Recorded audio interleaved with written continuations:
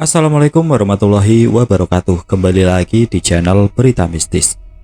Untuk kisah kali ini ada sebuah cerita yang ditulis oleh akun Twitter yang bernama @cerita_arwah. Dan untuk kisah yang akan saya bawakan kali ini yaitu sebuah kisah yang berjudul Bantal Mayit, Penglaris Usaha Soto. Sebelum kita masuk ke ceritanya, tekan dulu tombol like video ini dan jangan lupa tekan juga tombol subscribe channel ini dan nyalakan juga lonceng notifikasinya agar tidak ketinggalan cerita-cerita baru dari channel ini. Dan bagi teman-teman yang ingin membaca langsung ceritanya, nanti silakan saja kunjungi linknya yang nanti akan saya sertakan di kolom deskripsi. Dan seperti apa untuk kisah kali ini? Langsung saja kita simak berikut ini.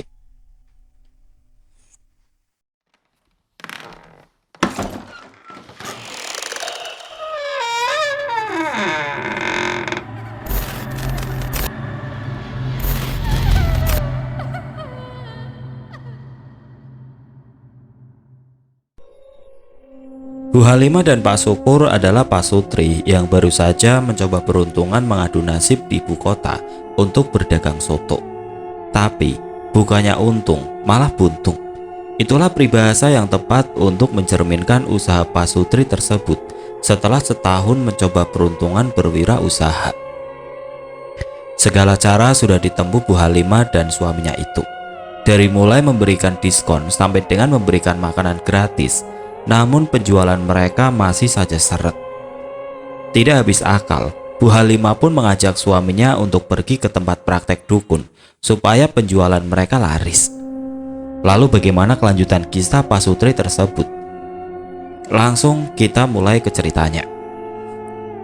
Pagi itu warung usaha soto Bu Halimah dan Pak Syukur ramai digeruduk oleh warga. Bukannya mau membeli soto, para warga tersebut justru datang dengan penuh emosi. "Sebaiknya kita geledah warung usaha soto pocong ini," teriak salah satu warga sambil memberikan komando. "Setuju," jawab para warga lainnya yang ikut hadir di depan warung usaha Pak Syukur dan Ibu Halimah. Beruntung, emosi warga yang memuncah pagi itu dapat teredam oleh kehadiran Pak Iwan, seorang guru ngaji yang juga mempunyai ilmu kebatinan. "Tolong, semuanya harap tenang ya ibu-ibu dan bapak-bapak. Negara kita ini negara hukum. Kita tidak boleh gegabah, main hakim sendiri, apalagi jika tidak ada bukti," sahut Pak Iwan yang masih mencoba meredam emosi para warga. Kalian ini apa maksudnya sih warung soto pocong? Kami gak ngerti," timpal Pak Syukur si pemilik warung yang mulai pucat pasi dan terlihat nampak gugup saat mengetahui warungnya itu digeruduk oleh warga sekitar. "Alah, bapak ini pura-pura gak tahu ya. Bapak ngaku saja jika ini ada hubungannya dengan kejadian penampakan pocong Roni di sekitar sini akibat ulah bapak," sambung Pak Hasan atau ayah kandung dari almarhum Roni. "Saya sebagai ibu gak terima anak saya Roni jadi setan pocong penasaran gara-gara ulah licik kalian pakai pesugihan. Kenapa harus anak saya, Pak? Kenapa? Apa salahnya kami kepada kalian?" ucap Bu Farida sambil terisak tangis. Yang membuat emosi warga semakin menjadi-jadi, ingin merangsek masuk warung milik Pak Syukur dan Bu Halimah untuk melakukan penggeledahan. "Tunggu dulu, tunggu.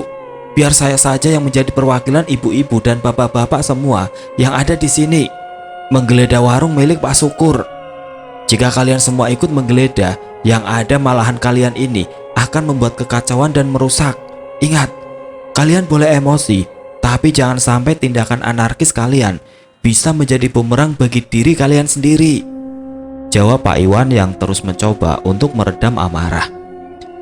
Mendengar hal tersebut, para warga yang datang saling beradu pandang dan berbisik-bisik satu sama lain.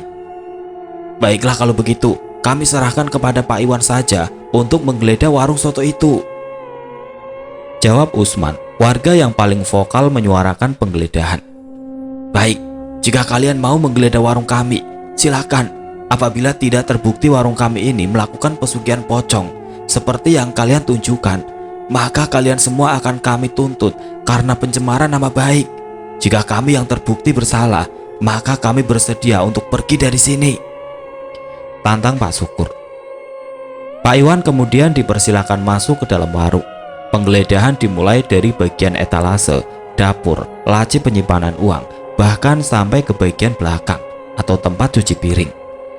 Dengan mudah Pak Iwan yang notabene mempunyai ilmu kebatinan, serta ia pun pernah dimimpikan oleh pocong Roni, Pak Iwan segera menemukan bukti konkret, yaitu gelu mayit atau bantal mayit yang sengaja disembunyikan oleh Pak Sutri itu di dalam lemari kayu penyimpanan bahan makanan. Loh, ini kan bantal mayit. Bisa dijelaskan Pak, apa maksudnya ini?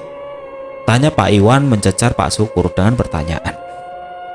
Raut wajah Pak Syukur menjadi semakin pucat pasi dan seketika ia serta istrinya langsung bersimpu di bawah kaki Pak Iwan. Maafkan kekhilafan kami Pak Iwan. Baiklah, sekarang kami mengaku bersalah. Sesuai dengan ucapan saya akan membawa istri saya untuk segera pergi dari sini. Tapi saya mohon Pak Iwan, jangan biarkan warga membuat kekacauan di warung kami Pak.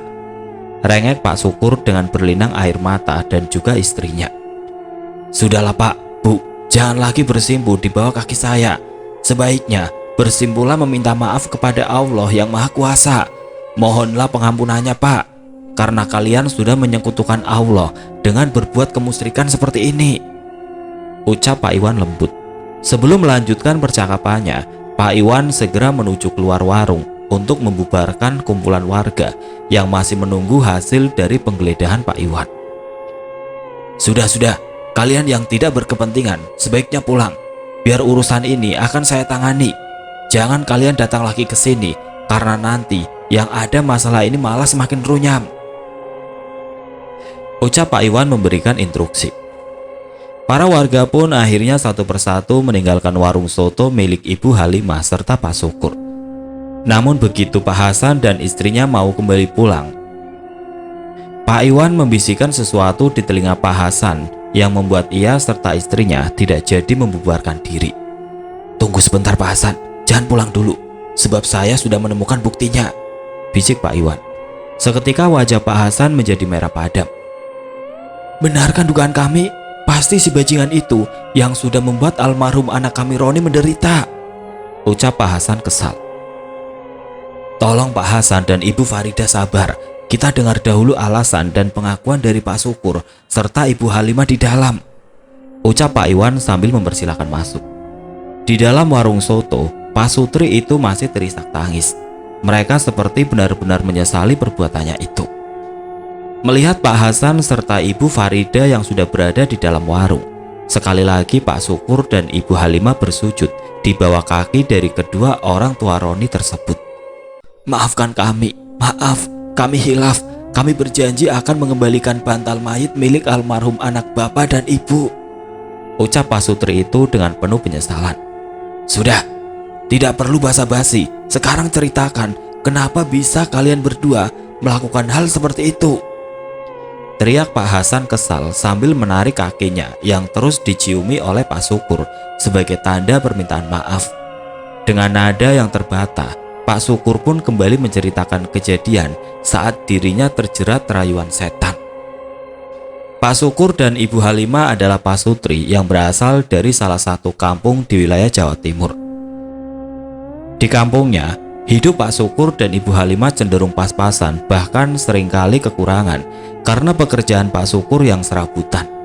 Setelah Pak Syukur mendapatkan warisan dari sang ayah yang jumlah tidak seberapa itu, ia lalu nekat mengajak istrinya Ibu Halimah untuk merantau ke kota Surabaya untuk mengadu nasib di sana.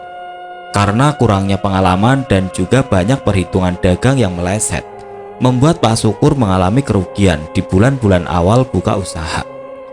Pak Syukur sudah mencoba berbagai cara, dari mulai membuat diskon, membuat menu gratis, bahkan sampai beberapa kali mencoba berpindah tempat mangkal. Namun ia tidak juga mendapatkan keberuntungan. Seringkali Pak Syukur dan istrinya harus menerima kenyataan pahit jika makanan soto miliknya itu basi. Kalaupun terkadang ada di mana hari penjualan sedang ramai, namun pasti di hari berikutnya penjualan soto milik Pak Syukur harus sepi pengunjung. Keadaan itulah yang membuat Ibu Halimah terbesit niatan untuk mencari dukun agar usahanya tetap konsisten mendatangkan pelanggan yang banyak. Berdasarkan info dari mulut ke mulut, Ibu Halimah kemudian bertemu dengan seorang dukun ilmu hitam yang sebut saja Mbak Jarot. Setibanya di rumah Mbak Jarot, Ibu Halimah serta suaminya langsung mengutarakan niatnya agar supaya warung sotonya laris. "Leleh, perkara mudah itu. Kalau kalian berdua mau usaha soto kalian itu laris, bisa saja. Tapi ada hal berat yang harus dilakukan," ucapnya sambil mulutnya berkemat-kamit. "Apa mbak syaratnya?" tanya Pak Syukur. "Bisa tidak kalian ini mengambil gelu mayit namun dalam keadaan belum dikuburkan. Singkatnya, gelu mayit atau bantal mayit itu kalian curi sebelum dimasukkan ke dalam liang lahat dengan jenazah," ujar si dukun. Bu Halimah dan Pak Syukur saling bertatap mata, menyiratkan jika mereka berdua tidak sanggup. Anu mbah, kok persyaratannya ini berat ya? Boleh nggak kalau diganti saja dengan persyaratan lain? Lagi pula di tempat kami ini sepertinya belum ada tanda-tanda orang yang sedang sakit keras dan mau meninggal, jawab Pak Syukur dengan nada yang pelan. "Tidak bisa. Jika kalian tidak sanggup, ya sudah, lebih baik tidak usah sama sekali," ujar Mbak Jarot yang lalu menyuruh mereka berdua kembali pulang saja. Dalam perjalanan pulang, Bu Halimah hanya menggerutu kepada suaminya. "Sudah jauh-jauh datang, kok ya malah diusir toh Pak? Aduh, gimana ini kita?" cerocosnya. "Sudahlah Bu, berarti kita ditakdirkan untuk usaha yang jujur," sahut Pak Syukur lemes. Selama berbulan-bulan keadaan usaha soto mereka masih saja seperti tidak ada kemajuan. Hingga pada akhirnya berselang 5 bulan kemudian terdengar suara pengumuman dari masjid di dekat tempat warung soto mereka jika ada warga yang meninggal. "Pak, tuh Pak, dengar, ada yang meninggal Pak," teriak Bu Halimah antusias. "Loh, iya ya, siapa ya itu? Coba Bu, kita langsung sambangi ke sana," sahut Pak Syukur sambil telinganya mendengarkan pengumuman duka dari masjid yang rupanya adalah Roni Ismanto telah berpulang karena kecelakaan. Sebelum pergi melayat, Ibu Halimah kemudian mengingatkan kembali suaminya itu agar tidak lupa akan persyaratan beberapa bulan lalu dari Mbak Jarot.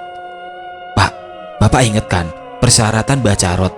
Bisa kan Bapak nanti ambil gelu mayit itu? Nanti pokoknya Ibu ikut bantu untuk mengalihkan perhatian sekitar dan Bapak pura-pura sibuk bantu-bantu saat jenazah siap untuk dimakamkan.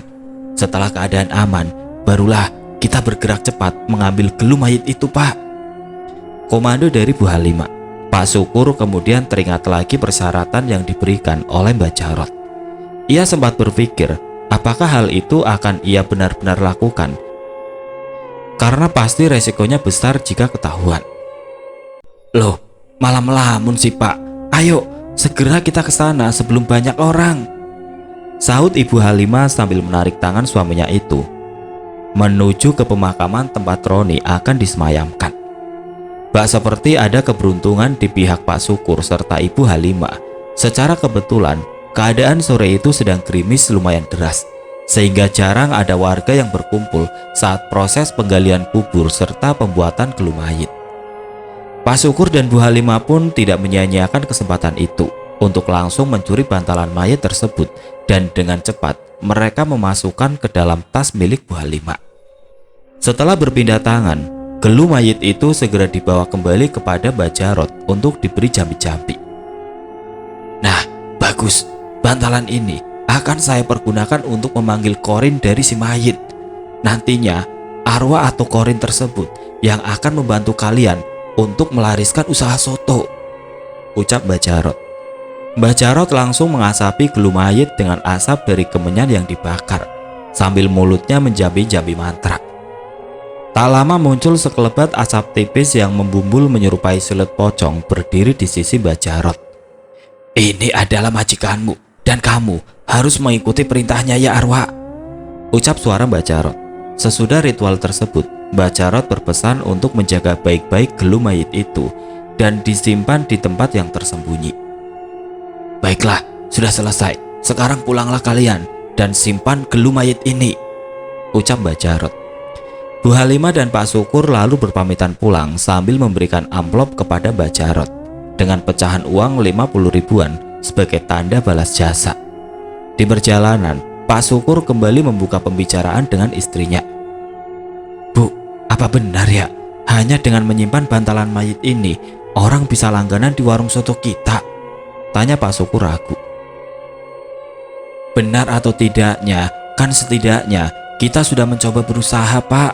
Ya, tinggal tunggu aja hasilnya nanti." Di keesokan hari, ketika semua kebutuhan dagang dipersiapkan, Pak Syukur dan Bu Halimah ingat akan pesan si dukun untuk menyimpan gelu mayit yang sudah dijampi-jampi dimasukkan ke dalam laci lemari tempat penyimpanan bahan.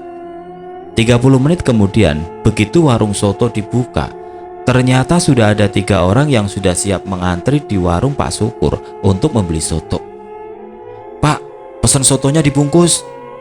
"Pak, kalau saya sotonya makan sini ya." "Pak, saya dulu yang diladeni, saya mau pesan soto dimakan di tempat dan dibawa pulang."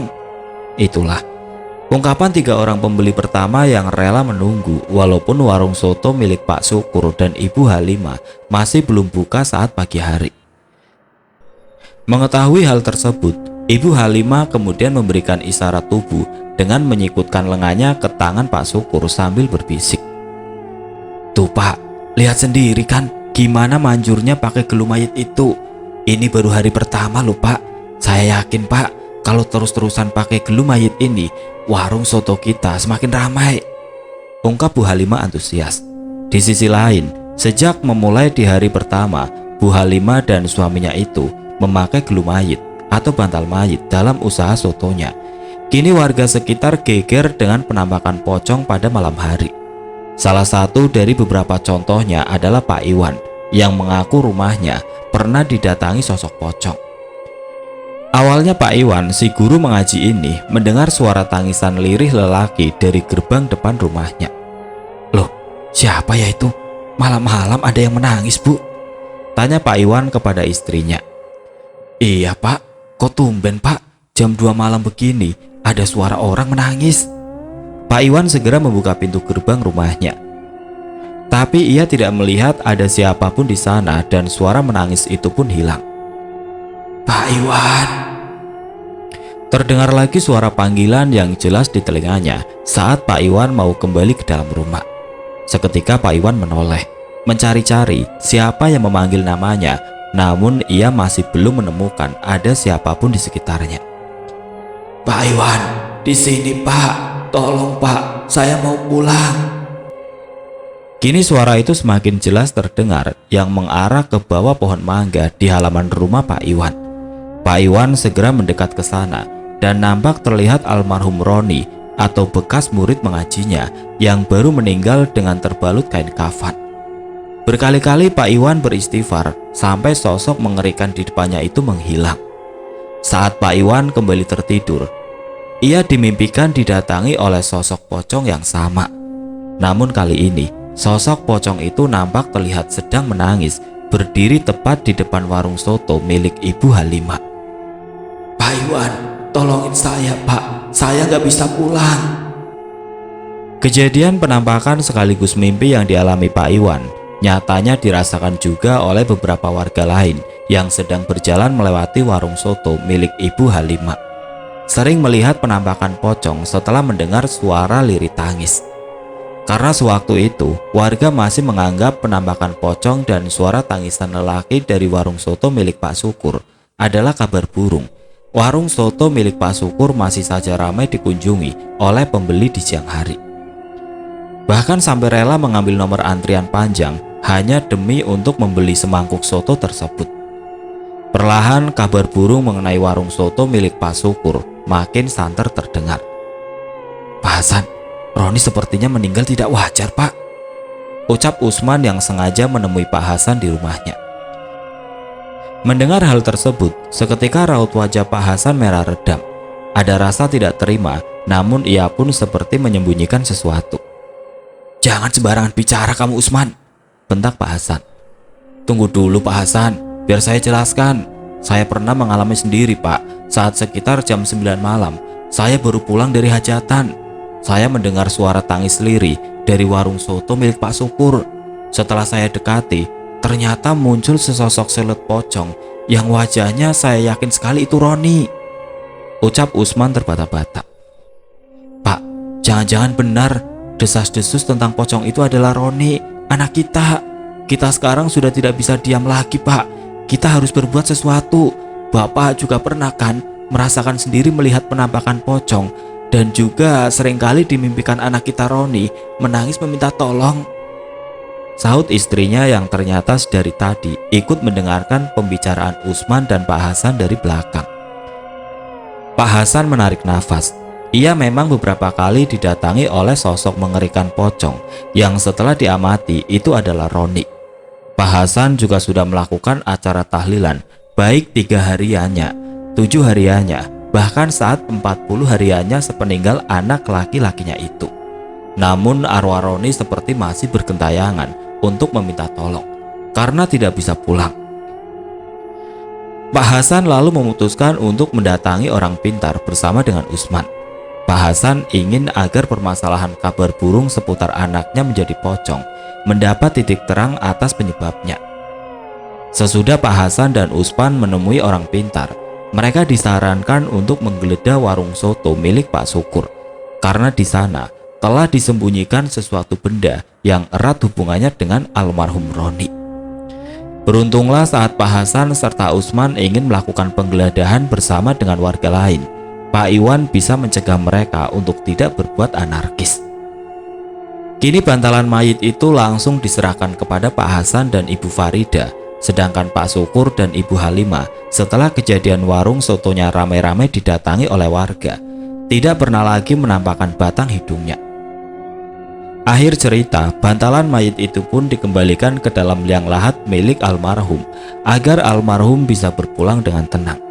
Setelah bantalan itu dikuburkan kembali, warga mengaku tidak ada lagi yang merasa ada teror pocong menangis di sekitar bekas warung milik Pak Syukur. Mungkin sekian dulu cerita kali ini. Sedikit penjelasan mengenai cerita pesugihan Gelumayit. Ada sebuah tempat di Jawa Timur yang memang mempercayai kesaktian dari Gelumayit atau bantalan mayit yang bisa memancing rezeki atau erat kaitannya dengan penglaris. Kisah ini berdasarkan kisah nyata, namun semua tokoh yang ada di dalamnya kita samarkan namanya. Buat teman-teman yang beragama non-muslim, aku akan sedikit menjelaskan apa itu Gelumayit dan untuk apa kegunaannya. Tanah yang dibulat-bulat berdiameter lebih kurang 10 cm yang diperuntukkan bagi sandaran mayat saat diletakkan pada liang lahat. Dalam istilah bahasa Jawa disebut gelu, dalam bahasa Sunda disebut gegelu.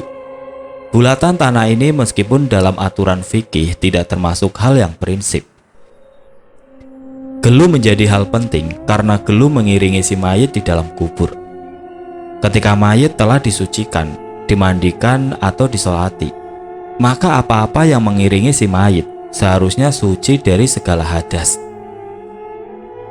Hal-hal yang perlu menjadi perhatian dalam membuat gelu atau bola tanah pengganjal mayat. Sebaiknya dibuat sebanyak 7 buah. Dibuat oleh anak atau famili, dibuat dalam keadaan suci. Dibuat dengan membaca Quran surat Al-Qadar sebanyak 7 kali setiap bolanya dengan menahan nafas. Gelu sebaiknya tidak dibuat dengan sembarangan atau asal buat dan tidak pula dibuat oleh orang yang tidak mengerti ilmunya. Dikhawatirkan orang yang membuat tidak sedang suci, maka gelu terkena najis dari orang yang membuatnya, maka najis itu akan mengiringi si mayit di dalam kuburnya. Oke teman-teman, sekian untuk cerita kali ini. Semoga apa yang sudah saya sampaikan dalam kisah ini dapat dijadikan pelajaran untuk kita semua. Dan bagi teman-teman yang baru bergabung, jangan lupa untuk like, komen, share, serta subscribe channel ini. Dan nantikan kisah-kisah horor berikutnya tetap di channel Berita Mistis. Wassalamualaikum warahmatullahi wabarakatuh.